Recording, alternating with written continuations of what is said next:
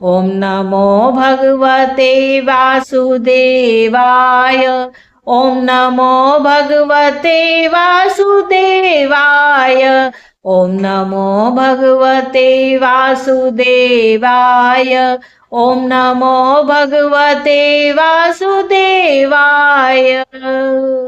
श्रीमद् भागवत अमृत कथा प्रथम स्कंध अथ द्वादशोऽध्याय। आज की कथा का शीर्षक है परीक्षित का जन्म। शौनक जी ने कहा, अश्वत्थामा ने अत्यंत तेजस्वी ब्रह्मास्त्र चलाया था, उससे उत्तरा का गर्भ नष्ट हो गया था, परंतु भगवान ने उसे पुनः जीवित कर दिया। उस गर्भ से पैदा हुए महाज्ञानी महात्मा परीक्षित के, जिन्हें सुखदेव जी ने ज्ञानोपदेश दिया था, जन्म, कर्म, मृत्यु और उसके बाद जो गति उन्हें प्राप्त हुई, वह सब यदि आप ठीक से समझें तो कहें हम लोग बड़ी श्रद्धा के साथ सुनना चाहते हैं। तो ध्यान से सुनिएगा। सूत जी ने कहा, धर्मराज युधिष्ठिर अपनी प्रजा को प्रसन्न रखते हुए पिता के समान उसका पालन करने लगे। भगवान श्री कृष्ण के चरण कमलों के सेवन से वे समस्त भोगों से निस्पृह हो गए। शौनक आदि ऋषियों, उनके पास अतुल संपत्ति थी। उन्होंने बड़े बड़े यज्ञ किए थे तथा उनके फलस्वरूप श्रेष्ठ लोकों का अधिकार प्राप्त किया था। उनकी रानियां और भाई अनुकूल थे। सारी पृथ्वी उनकी थी। वे जम्बू द्वीप के स्वामी थे और उनकी कीर्ति स्वर्ग तक फैली हुई थी।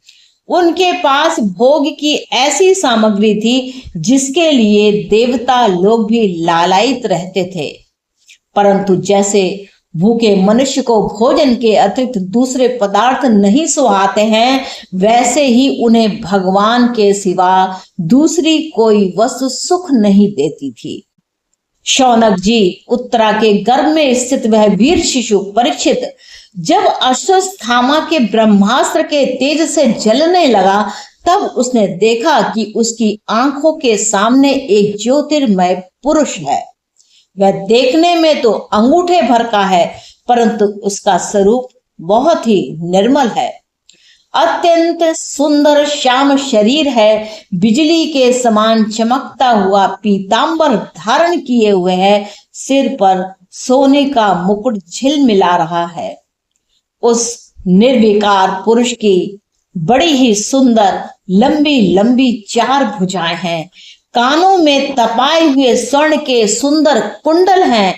आंखों में लालिमा है। हाथ में लूके के समान जलती हुई गदा लेकर उसे बार बार घुमाता जा रहा है और स्वयं शिशु के चारों ओर घूम रहा है।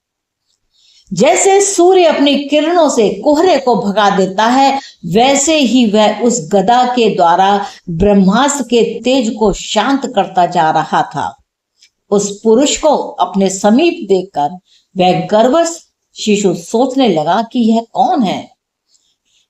इस प्रकार उस 10 मास के गर्भस्थ शिशु के सामने ही धर्म रक्षक अप्रमेय भगवान श्री कृष्ण ब्रह्मास्त्र के तेज को शांत करके वही अंतर ध्यान हो गए। तदंतर अनुकूल ग्रहों के उदय से युक्त समस्त सद्गुणों को विकसित करने वाले शुभ समय में पांडु के वंशधर परीक्षित का जन्म हुआ।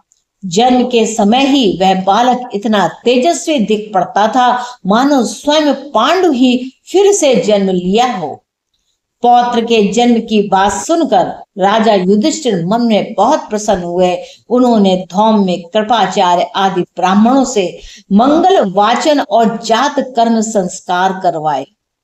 महाराज युधिष्ठिर दान के योग समय को जानते थे। उन्होंने प्रजा तीर्थ नामक काल में अर्थात नाल काटने के पहले ही ब्राह्मणों को स्वर्ण, गौएं, पृथ्वी, गांव, उत्तम जाति के हाथी, घोड़े और उत्तम अन्न का दान दिया। ब्राह्मणों ने संतुष्ट होकर अत्यंत विनयी युधिष्ठिर से कहा, पुरुवंश शिरोमणि काल के दुर्निर्वार गति से यह पवित्र पुरुवंश मिटना ही चाहता था, परंतु तुम लोगों पर कृपा करने के लिए भगवान विष्णु ने यह बालक देकर इसकी रक्षा करती है, इसलिए इसका नाम विष्णुरात होगा। निसंदेह यह बालक संसार में बड़ा यशस्वी भगवान का परम भक्त और महापुरुष होगा। युधिष्ठिर ने कहा, महात्माओं, यह बालक क्या अपने उज्जवल यश से हमारे वंश के पवित्र कीर्ति महात्मा राज ऋषियों का अनुसरण करेगा? ब्राह्मणों ने कहा, धर्मराज, यह मनुपुत्र इक्ष्वाकु के समान अपनी प्रजा का पालन करेगा तथा दशरथ नंदन भगवान श्री राम के समान ब्राह्मण भक्त और सत्य प्रतिज्ञ होगा।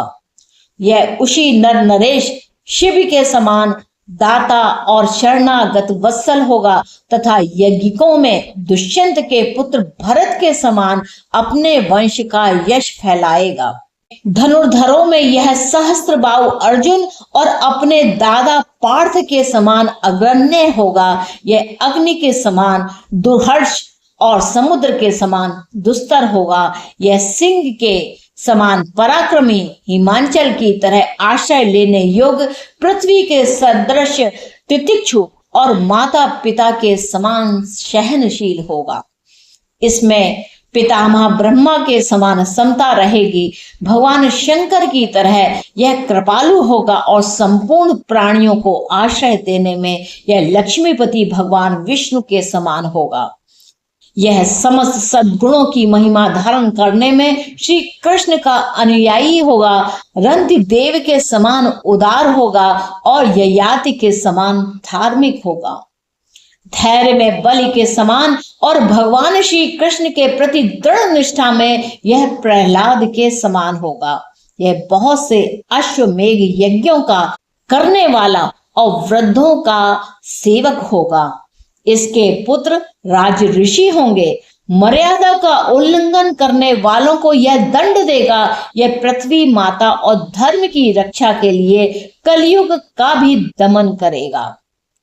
ब्राह्मण कुमार के शाप से तक्षक के द्वारा अपनी मृत्यु सुनकर यह सबकी आसक्ति छोड़ देगा और भगवान के चरणों की शरण लेगा। राजन व्यास नंदन सुखदेव जी से यह आत्मा के यथार्थ स्वरूप का ज्ञान प्राप्त करेगा और अंत में गंगा तट पर अपने शरीर को त्याग कर निश्चय ही अभय पद को प्राप्त करेगा।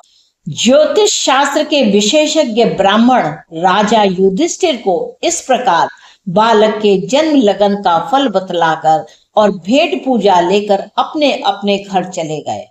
वहीं यह बालक संसार में परीक्षित के नाम से प्रसिद्ध हुआ, क्योंकि वह समर्थ बालक गर्भ में जिस पुरुष का दर्शन पा चुका था उसका स्मरण करता हुआ लोगों में उसी की परीक्षा करता रहता था कि देखें इनमें कौन सा वह है। जैसे शुक्ल पक्ष में दिन प्रतिदिन चंद्रमा अपनी कलाओं से पूर्ण होता हुआ बढ़ता है, वैसे ही वह राजकुमार भी अपने गुरुजनों के लालन पालन से क्रमशः अनुदिन बढ़ता हुआ शीघ्र ही सयाना हो गया।